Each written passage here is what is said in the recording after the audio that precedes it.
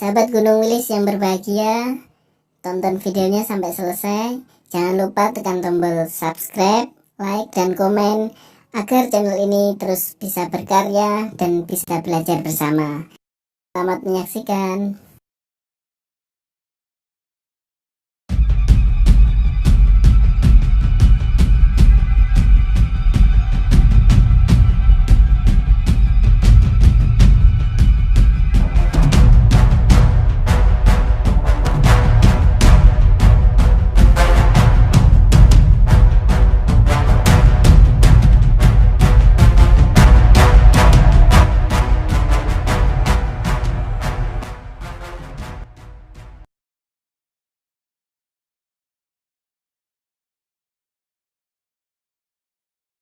Assalamualaikum warahmatullahi wabarakatuh. Selamat malam, salam sehat untuk kita semua.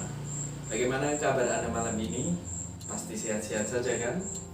Baik, pada kesempatan malam ini kita akan membahas beberapa masalah kesehatan yang kemarin sering terjadi di area sekitar sini.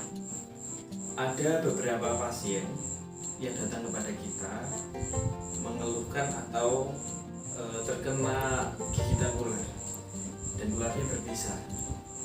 Jadi harus hati-hati karena di sawah itu kan sekarang banyak sekali ular-ular yang berbisa yang bermunculan.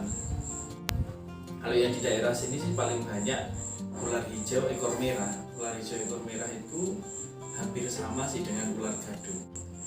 Modelnya ya sih hampir sama, cuma beberapa ada perbedaan. Salah satunya adalah ekornya warna merah. Ada beberapa ular juga yang mungkin ada di sekitar kita, itu seperti ular kobra, ular weling, ular welang, ular tanah, itu juga ada. Tetapi untuk daerah Gunung Wilis itu yang paling banyak, yang paling sering ditemui adalah ular hijau ekor merah. Itu ularnya sangat beracun. Adapun beberapa tanda-tanda dari gigitan ular yang beracun, di antaranya adalah memiliki luka tusuk. Jadi kalau ular tidak beracun biasanya giginya banyak. Model gigitannya adalah seperti koyakan itu. Jadi bukan atau robekan. Jadi bukan rancepan dari beberapa gigi taringnya. Kalau yang ular beracun memiliki ciri khas gigitannya itu kadang ada satu. Kenapa satu? Kemungkinan ketika menggigit, ketika menancapkan taringnya, yang satu kena daging, yang satu tidak kena. Makanya bisa jadi gigitannya itu satu, dua, itu juga bisa, atau bahkan lebih dari dua bisa. Karena setelah dia menyuntikkan bisanya lagi, bisa jadi setelah dilepas dia gigit lagi. Cuma ciri yang utamanya adalah luka tersebut berbentuk tusukan atau iktum. Kemudian dari beberapa pasien yang datang ke sini, mayoritas datang tidak seketika mereka digigit, tetapi menunggu dulu. Jadi datang ke sini sudah bengkak semuanya baru datang ke sini. Harusnya penanganan yang betul adalah ketika si pasien tersebut digigit, harusnya segera berobat ke fasilitas kesehatan karena nanti untuk mendapatkan penanganan lebih lanjutnya lagi. Perlu diketahui sahabat semuanya bahwa bisa ular, sekali lagi kita mengingatkan, menurut para ahli dan WHO bahwa bisa ular itu tidak melewati pembuluh darah, tapi bisa ular tersebut melewati kelenjar getah bening. Jadi penanganan bisa ular dengan cara disayat itu ternyata sekarang bukan itu penanganan. Jadi bisa ular itu tidak melewati pembuluh darah, tetapi melewati kelenjar getah bening. Yang mempengaruhi pergerakan kelenjar getah bening adalah gerakan otot. Untuk itu, ketika sahabat-sahabat semua mungkin terkena gigitan ular, atau mungkin tetangga atau teman atau yang lainnya terkena gigitan ular, bisa disarankan untuk pertolongan pertama. Pertolongan pertamanya adalah tidak perlu mencari ular tersebut. Sebagian besar ada yang meyakini bahwa kalau setelah digigit itu harus mencari ularnya dan ularnya dibunuh, kemudian darahnya dioles-oleskan ke dioleskan ke ototnya itu nanti akan sembuh, itu juga salah, kurang tepat juga. Kemudian ada juga setelah digigit dia dilakukan robekan, itu juga kurang tepat. Jadi yang tepatnya adalah ketika mendapatkan gigitan ular tersebut, diusahakan secepat mungkin menghindari gerakan-gerakan yang tidak diperlukan. Seperti contoh, ada luka atau ada gigitan di punggung tangan seperti ini. Sebisa mungkin tangan tidak boleh bergerak, artinya diluruskan seperti ini. Biasanya di persawahan itu tidak terdapat alat-alat yang lengkap. Alat-alat tersebut digunakan untuk menolong diri sendiri atau orang lain adalah alat-alat apapun yang ditemui. Jadi tidak disetting, dipersiapkan alat-alat tersebut. Jadi ya seadanya.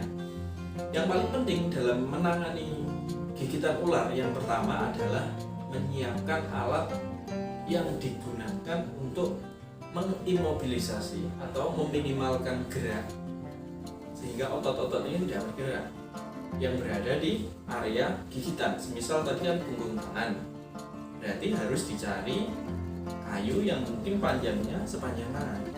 Bisa kayu, bisa bambu. Yang penting dia berusaha atau mengusahakan untuk otot ini tidak bergerak seperti ini. Ya, tidak bergerak seperti ini. Jadi meminimalkan pergerakan kelenjar getah bening yang yang dilakukan oleh otot. Jadi yang pertama adalah disiapkan papan atau kayu atau yang lainnya tadi, kemudian dipasangkan di area tersebut. Usahakan ini sebenarnya harusnya sepanjang tangannya, karena ini kan sini otot ada, sini otot ada. Kalau bisa sampai sini, sampai sebatas ini. Jadi nanti bisa dilakukan dua ini. Nah, yang penting nanti tidak bergerak. Kemudian letakkan di atasnya satu, ya, lalu diikat. Nah, kemudian kalau kaki berarti mulai dari ujung kaki sampai pangkal kaki. Seandainya sudah diketahui ular tersebut adalah ular kobra atau ular weling dan melang, secepat mungkin panggil bantuan. Karena diharapkan pergerakan otot kaki dan yang lainnya tadi sangat diminimalisir sekali, sehingga ketika nanti mendapatkan musibah tersebut, Anda tidak menggunakan pergerakan-pergerakan yang membuat racunnya semakin cepat menyebar ke seluruh tubuh. Kalau tangan kemungkinan masih bisa ya, artinya tangan kita luruskan, kemudian kita pulang ke rumah, lalu kita lakukan pembidean tadi, kita buat imobilisasi atau meminimalkan gerak tadi. Nah ini meminimalkan gerak, kemudian kita datang ke fasilitas kesehatan terdekat atau IGD untuk mendapatkan penanganan lebih lanjut. Jadi sahabat-sahabat semua, untuk menangani atau pertolongan pertama pada gigitan ular, penanganan yang tepat akan membantu pasien meminimalkan risiko yang terjadi akibat gigitan ular tersebut. Tapi penanganan yang kurang tepat akan membuat pasien menjadi atau memperburuk kondisi pasien tersebut dan membuat si pasien tersebut menjadi kehilangan kesempatan untuk mendapatkan pertolongan yang tepat. Jadi jika nanti mungkin kita atau tetangga kita atau siapapun terkena gigitan ular, disarankan untuk menggunakan cara-cara yang dianjurkan sesuai dengan protokol kesehatan. Untuk itu langkah-langkah tersebut bisa diambil sesuai dengan kebutuhan pasien masing-masing. Demikian yang dapat saya sampaikan pada kesempatan kali ini. Semoga bermanfaat bagi kita semua. Jika ada yang kurang tepat, mohon koreksi. Terima kasih. Wassalamualaikum warahmatullahi wabarakatuh.